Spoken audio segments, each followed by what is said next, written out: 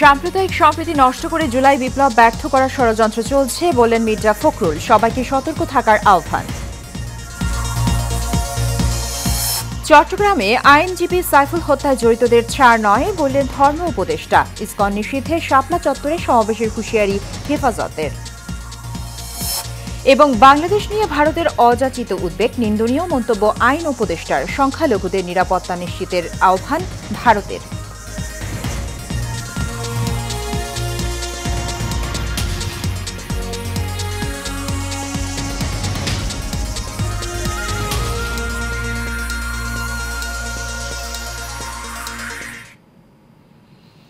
স্বাগত Asian prime নিউজে। দর্শক, সংবাদ জুড়ে এর সাথে আছি সুবর্ণা গোলন্দাজ। শুনছিলেন বিআরবি কেবল ইন্ডাস্ট্রিজ লিমিটেড সংবাদ শিরোনাম।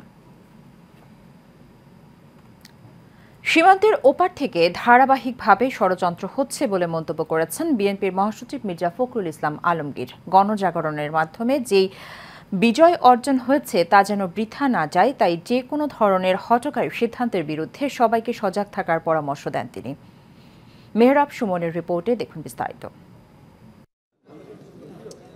রাজধানীর কৃষিবিদ ইনস্টিটিউটের ঢাকাস্থ ঠাকুরগাঁও ছাত্র পরিষদের কনভেনশনে বিএনপির মহাসচিব মির্জা ফখরুল ইসলাম আলমগীর বলেন, সীমান্তের ওপারে বসে পতিত ফ্যাসিস্টরা বাংলাদেশকে বহির্বিশ্বের কাছে মৌলবাদী রাষ্ট্র হিসেবে দেখানোর ষড়যন্ত্র চালিয়ে যাচ্ছে। সীমান্তের ওপারে বসে আছে, ওখান থেকে নতুন নতুন চক্রান্ত ষড়যন্ত্র করা হচ্ছে। প্রতি মুহূর্তে তারা একটা ঘটনা ঘটিয়ে সেটাকে ফ্যান আপ করে পৃথিবীতে বিশ্বে দেখাতে চায় যে বাংলাদেশ নাকি মৌলবাদীদের দেশ হয়ে গেছে। ভারতের পত্রপত্রিকাগুলো থেকে আমাদের সোশ্যাল মিডিয়াতে এমনভাবে রাখা হচ্ছে যেন বাংলাদেশে এখন এই ধরনের সমস্ত নিকৃষ্ট ঘটনা ঘটছে। ঘটনা তো তা না। শিক্ষার্থীদের উদ্দেশ্যে বিএনপির মহাসচিব আরও বলেন, বাংলাদেশের মানুষ যখনই রুখে দাঁড়িয়েছে তখনই এদেশে বিজয় এসেছে। তুমি ভয় পেয়ে পিছিয়ে হটনি, সামনে এগিয়ে গেছো, এখানেই হচ্ছে বিজয়। বারবার বলি, সব সময় বলি যে আমাদের ছাত্ররাই হচ্ছে আমাদের সেই ভ্যানগার্ড, যারা আমাদের পরিবর্তনগুলো এনে দিয়েছে। সম্প্রতি রাজধানীর কয়েকটি কলেজে অপ্রীতিকর ঘটনা প্রসঙ্গে মির্জা ফখরুল বলেন, এসব কোনোভাবেই কাম্য নয়। সব চক্রান্ত এড়িয়ে ঐক্যবদ্ধ হয়ে দেশকে এগিয়ে নেওয়ার আহ্বান জানান তিনি। ইউ মাস্ট রাইজ এগেইন, এটার বিরুদ্ধে রুখে দাঁড়াতে হবে। এটা একটা চক্রান্ত, এটা একটা ষড়যন্ত্র। Mehrab Suman, Asian television, Dhaka. আইনজীবী সাইফুল ইসলাম আলিফের হত্যাকারী যেই হোক না কেন, কাউকে ছাড় দেওয়া হবে না। অপরাধীদের শনাক্ত করে দৃষ্টান্তমূলক শাস্তি নিশ্চিত করা হবে বলে জানিয়েছেন ধর্ম উপদেষ্টা আফম খালিদ হোসেন। সকালে চট্টগ্রামের লোহাগাড়ায় অ্যাডভোকেট সাইফুল ইসলামের কবর জিয়ারত শেষে সাংবাদিকদের বিভিন্ন প্রশ্নের জবাবে তিনি এসব কথা বলেন। ধর্ম উপদেষ্টা বলেন, গুজব থেকে যে কোনো মূল্যে সবাইকে সজাগ থাকতে হবে। শান্তি শৃঙ্খলা, সম্প্রীতি, সৌহার্দ্য যেন বিনষ্ট না হয় সেদিকে সজাগ থাকতে হবে। বর্তমান সরকারকে বেকায়দায় ফেলার জন্য দেশি বিদেশি একটি গোষ্ঠী বেশ তৎপর বলেও জানান ধর্ম উপদেষ্টা।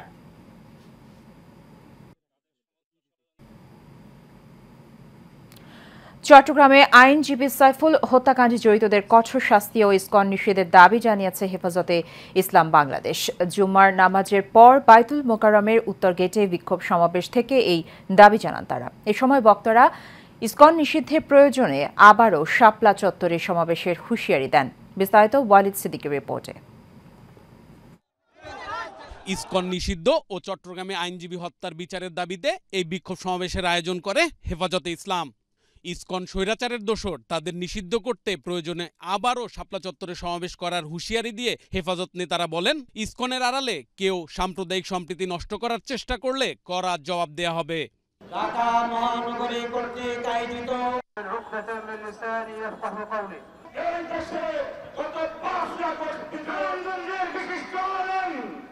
সভায় বাংলাদেশ খেলাফত মজলিসের মহাসচিব মামুনুল হক বলেন, বাংলাদেশকে বন্ধু দেশ দাবি করলেও খুনি শেখ হাসিনাকে আশ্রয় দিয়ে ভারত নিজেদের চরিত্র দেখিয়েছেন। আমরা ভারত রাষ্ট্রের বাংলাদেশ নীতির তীব্র সমালোচনা করছি। ভারতকে আমরা স্পষ্ট বার্তা দিতে চাই, বাংলাদেশ নীতি পরিবর্তন করো।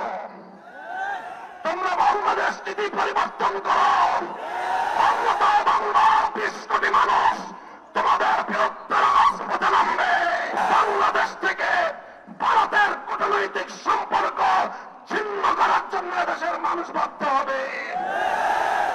এ সময় তিনি আরও বলেন, ভারত যদি বাংলাদেশের মানুষকে অসম্মান করার চেষ্টা করে তাহলে সেটা মেনে নেওয়া হবে না। আমরা স্পষ্ট ভাষায় বলতে চাই, আইন শৃঙ্খলা রক্ষাকারী বাহিনীকে আমরা বলতে চাই, চিন্ময় কৃষ্ণ দাস তার তৎপরতার দ্বারা কথা দিবালোকের ন্যায় পরিষ্কার, সে ভিনদেশী গুপ্তচর হিসেবে ভূমিকা পালন করছিল। ইসকনের নামে আওয়ামী লীগ নতুন করে দেশে ফেরার চেষ্টা করছে বলেও তিনি অভিযোগ করেন।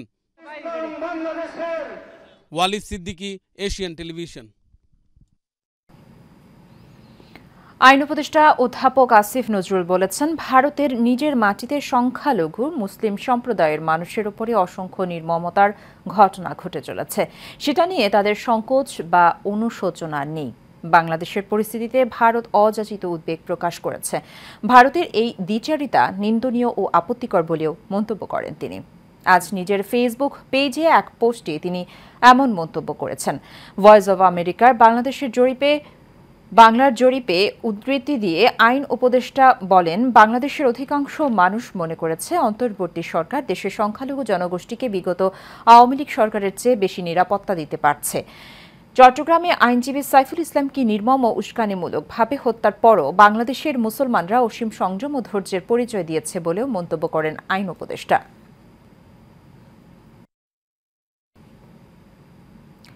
বাংলাদেশের সংখ্যালঘু সহ সকল নাগরিকের সুরক্ষা নিশ্চিত করার দায়িত্ব ডক্টর মোহাম্মদ ইউনূস নেতৃত্বাধীন অন্তর্বর্তী সরকারের বলে মন্তব্য করেছেন ভারতের পররাষ্ট্রমন্ত্রী এস জয়শঙ্কর। আজ ভারতের লোকসভায় এক সংসদ সদস্যের প্রশ্নের জবাবে জয়শঙ্কর বলেছেন, ভারতের সরকার এসব ঘটনার বিষয় গুরুতরভাবে বিবেচনায় নিয়েছে এবং বাংলাদেশ সরকারের কাছে দিল্লির উদ্বেগ জানিয়ে দেয়া হয়েছে। এদিনই ভারতের পররাষ্ট্র মন্ত্রণালয়ের নিয়মিত সংবাদ ব্রিফিংয়ে পররাষ্ট্র মন্ত্রণালয়ের মুখপাত্র রণধীর জয়সওয়াল বলেন, হিন্দুদের উপরে হামলা নিয়ে বাংলাদেশের সঙ্গে সার্বক্ষণিক যোগাযোগ চলছে। এ সময় চিন্ময় দাসের বিরুদ্ধে যে আইনি প্রক্রিয়া চলছে সেটি স্বচ্ছ ও ন্যায় বিচারের ভিত্তিতে হবে বলে আশা প্রকাশ করেন তিনি।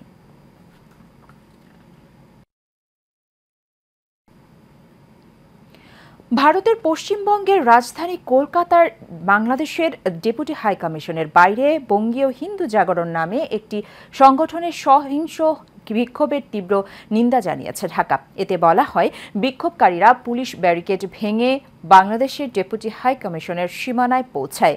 তারা বাংলাদেশের জাতীয় পতাকায় আগুন দেয় এবং বাংলাদেশ সরকারের প্রধান উপদেষ্টার পুত্তলিকা দাহ করে, যার তীব্র নিন্দা জানায় বাংলাদেশ সরকার। পরিস্থিতি বর্তমানে নিয়ন্ত্রণে আছে বলে মনে হলেও ডেপুটি হাই কমিশনের সব সদস্যের মধ্যে নিরাপত্তাহীনতা বিরাজ করছে। এই বিষয়ে প্রয়োজনীয় ব্যবস্থা নেওয়ার জন্য ভারত সরকারের প্রতি আহ্বান জানানো হয়েছে।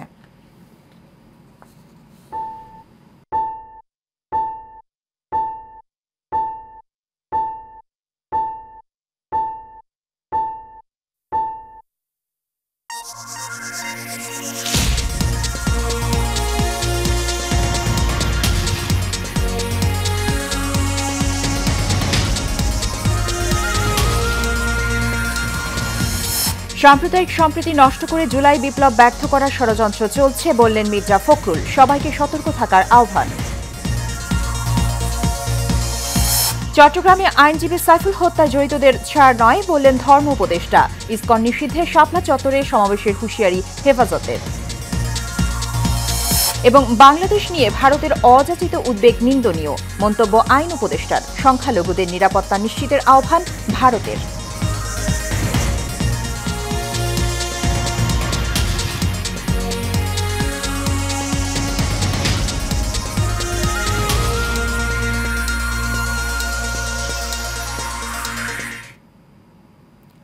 স্বাগত এশিয়ান প্রাইম নিউজে। দর্শক, সংবাদ জুড়ে সাথে আছি সুবর্ণা গোলন্দাজ। শুনছিলেন বিআরবি কেবল ইন্ডাস্ট্রিজ লিমিটেড সংবাদ শিরোনাম।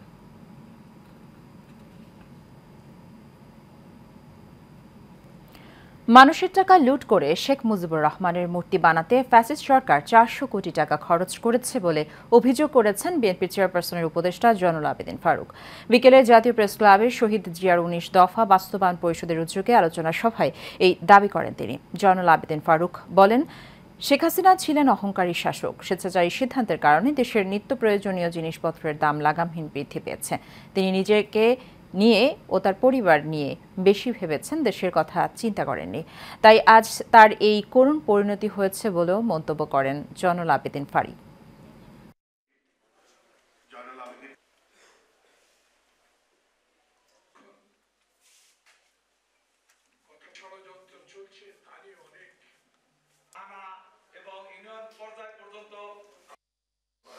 বাংলাদেশের ইতিহাসে এত অহংকার করার কোন মহিলা আমি আমার রাজনৈতিক জীবনে, বাংলাদেশে মানুষ একটা ডিম খেতে পারে না, পেঁয়াজ কিনতে পারে না, মরিচ কিনতে পারে না, আর আপনি শেখ মুজিবের কল্লা বানাবার জন্য 400 কোটি টাকা খরচ করেন। লজ্জা হয় না? এর লজ্জার প্রতিশোধ নিল ছাত্র জনতা 5ই আগস্ট।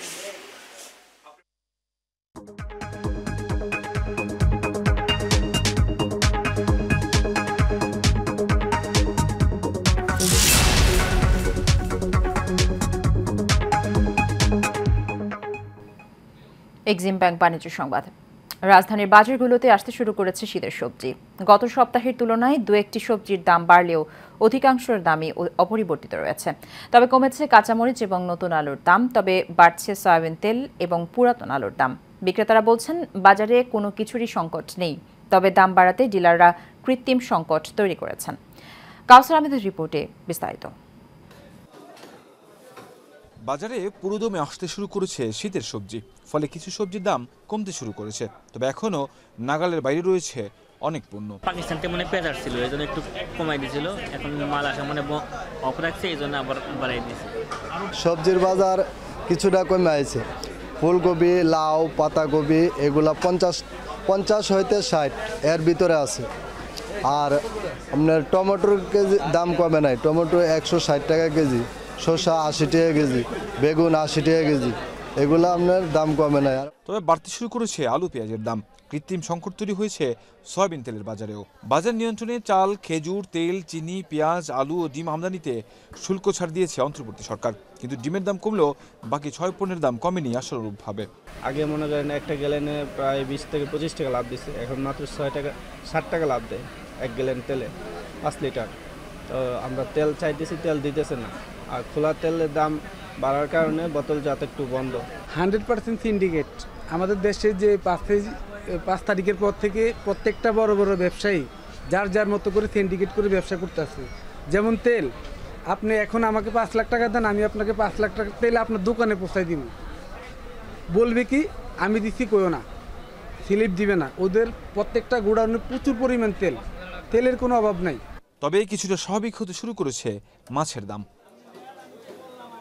কাউসার Ahmed, Asian television, Dhaka.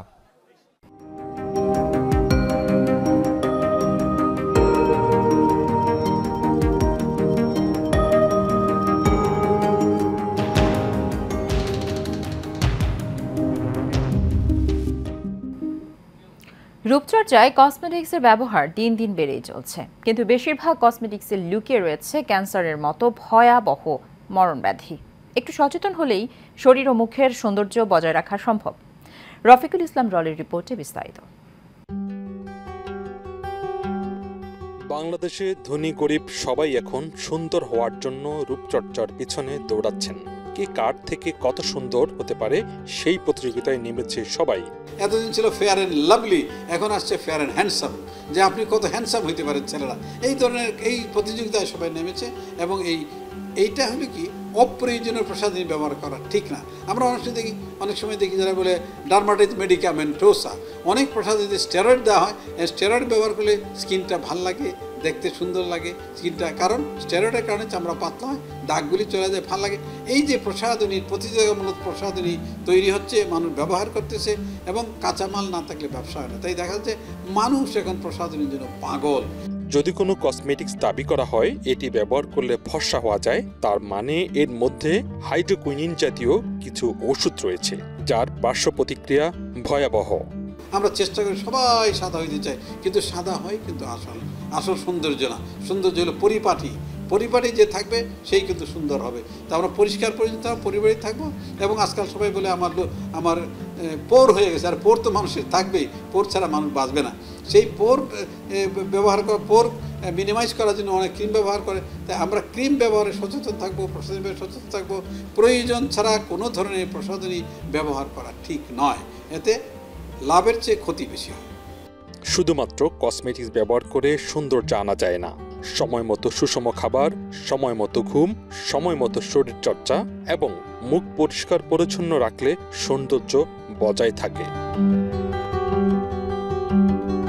Rafiqul Islam রলি, Asian television, Dhaka.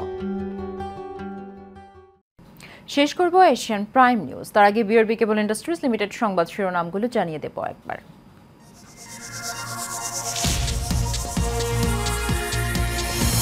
সাম্প্রদায়িক সম্প্রীতি নষ্ট করে জুলাই বিপ্লব ব্যর্থ করার ষড়যন্ত্র চলছে বললেন মির্জা ফখরুল। সবাইকে সতর্ক থাকার আহ্বান।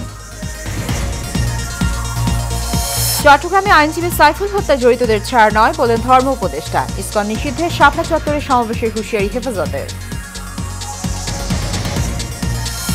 এবং বাংলাদেশ নিয়ে ভারতের অযাচিত উদ্বেগ নিন্দনীয় মন্তব্য আইন উপদেষ্টার। সংখ্যালঘুদের নিরাপত্তা নিশ্চিতে আহ্বান ভারতের।